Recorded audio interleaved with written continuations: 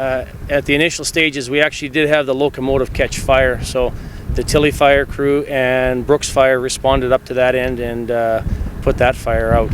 I understand the end. Yeah, typically when they impact a tank truck, it's like driving on a can of pop. It just sprays everywhere and explodes, and the oil is all over the engine. So it's very difficult to put out with just a hand extinguisher.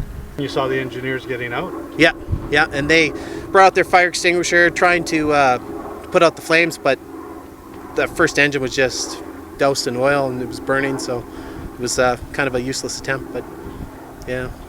How was this?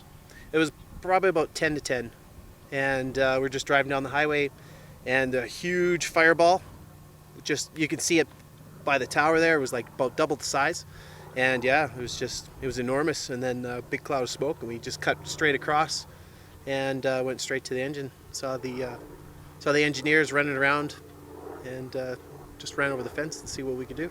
Yeah, so